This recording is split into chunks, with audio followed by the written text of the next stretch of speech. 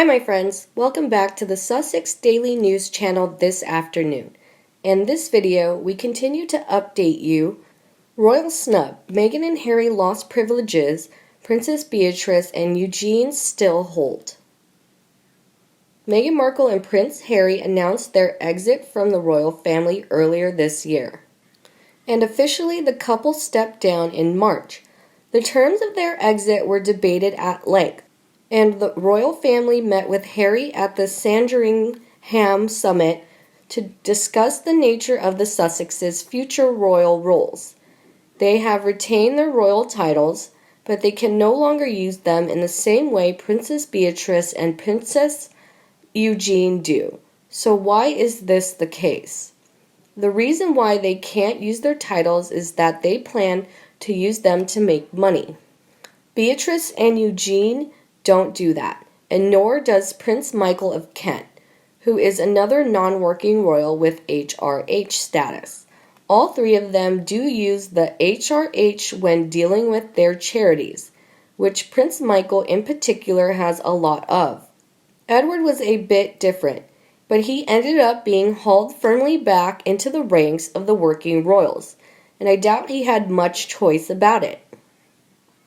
After much deliberation, it was decided Harry and Meghan's wish to be part-time working royals would not be possible. For this reason, Harry and Meghan will no longer be considered senior working members of the royal family, and they will not be able to complete royal engagements on behalf of the crown.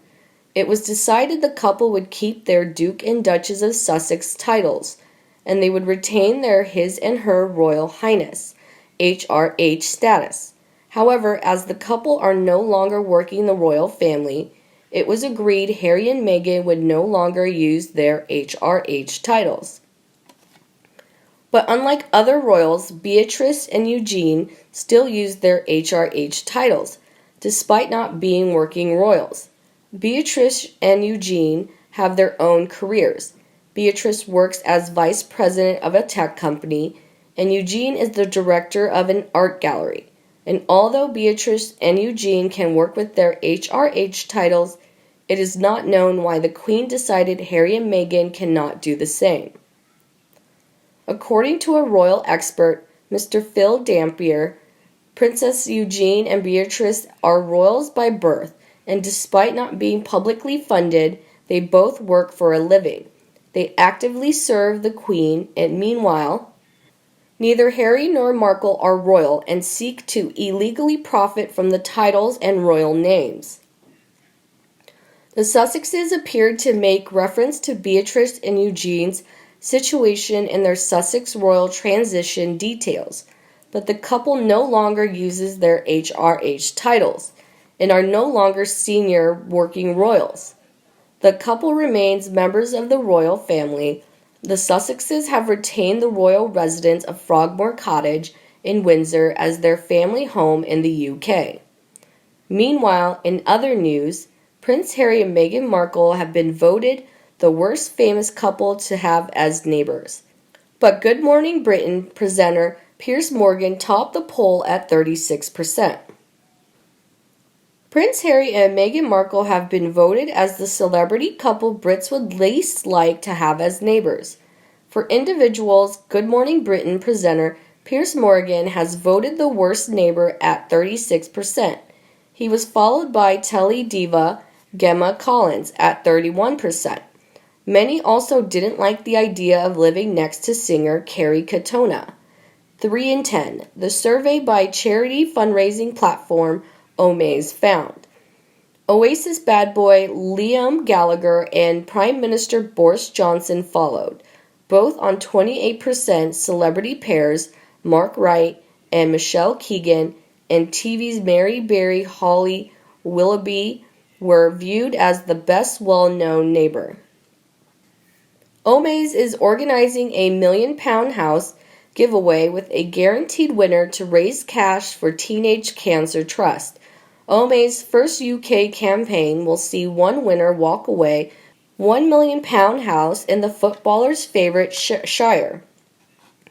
James Oakes, Senior Vice President of Omaze in the UK, said, Getting on with your neighbors is high on everyone's agenda, especially with the fear of another lockdown. By offering a prize like this £1,000,000 home, we're giving people the chance to move to the house on their dreams and do their bit for a wonderful charity. At the latest news, and Prince Harry were left red-faced after they made a huge social media blunder. The Duke and Duchess of Sussex phoned a fan to thank her for her support and for raising £45,000, $58,500 for charities like CamFed, which champions female education, telling her they were so moved and happy. However, the fan in question, Danny Trin, was linked to a Twitter account which had trolled Kate Middleton and the royal family with vile, misogynistic, and foul-mouthed abuse. Post referred to the Duchess of Cambridge as a bitch and Prince William as an asshole, while another called the monarchy a shit, messy, toxic institution. Meanwhile, Meghan and Harry are outspoken advocates against online hate, having been victims of it themselves. It is perhaps ironic that Meghan and Harry are so hot on social media, with their Swish Sussex Royal Instagram account, which they no longer add to, and are so outspoken against hate on social media that their team would fail to pick up on the fact that this person they were thanking was linked to trolling herself.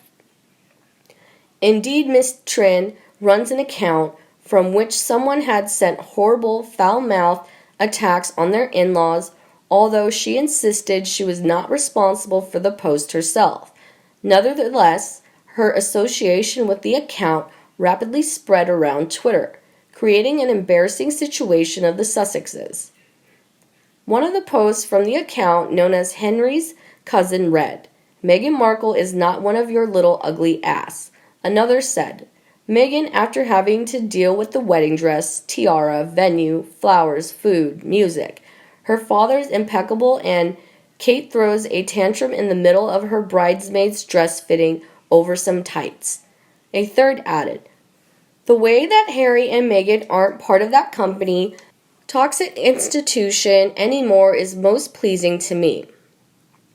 Pod Save the Queen is hosted by Ann Gripper and features Daily Mirror royal editor Russell Myers. Mr. Myers was astonished that this was not picked up by Meghan and Harry's team, asking incredulously, who is running their social media team? He claimed that while the couple are not running any social media channels at the moment, they will certainly have a team of advisors for who they should navigate the online space. He said, "It looks like they've got their fingers burned with this. We had noticed this becoming an issue on Twitter. There were a lot of people mentioning it, and that's why we obviously did the story." Meghan and Harry phoned a fan connected to a Twitter account that had posted vile abuse about Kate, Wills, and the royal family to thank her for her enthusiastic support.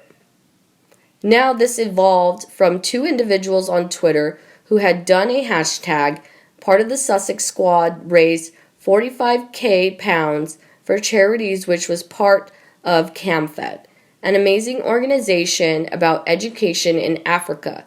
However, it then transpired that at least one of these people had been putting on the vilest, misogynistic, racist abuse.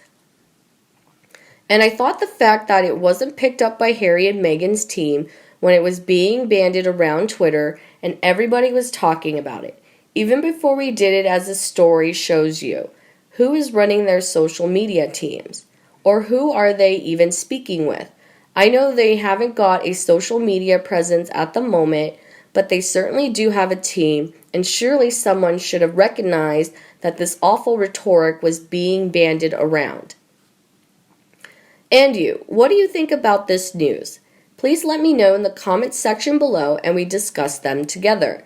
Please like and share my video for anyone you think they also loved it like you.